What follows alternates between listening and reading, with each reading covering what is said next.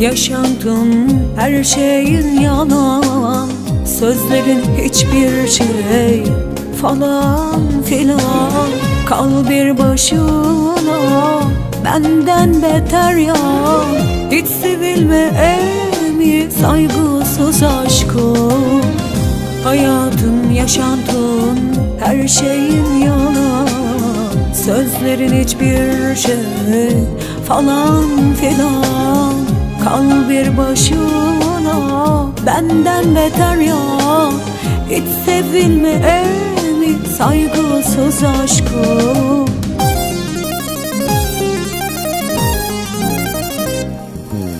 Lanet olsun sana, o gün aşkına düştüm bir kere. Ben bu belaya gelmeyen kalmadı benim başıma. Hiç sevilme mi saygısız aşkım? Lanet olsun sana, o gün aşkına düştüm bir kere. Ben bu belaya gelmeyen kalmadı benim başıma. Hiç sevilme mi saygısız aşkım?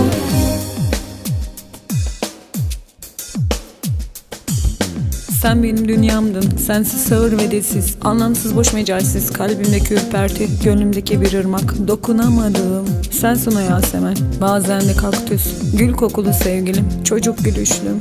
Sen gözyaşımsın benim, kurumuş boğazım, dünyadan vazgeçmişliğim, titreyen elim, anlayamadığım, anlatamadığım, benim açık sevdam, itiraz ettiğim her şeye, benim mahcubiyetim.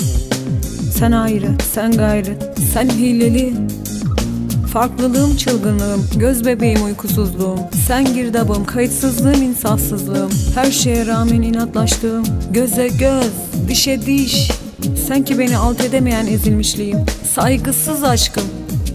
Sen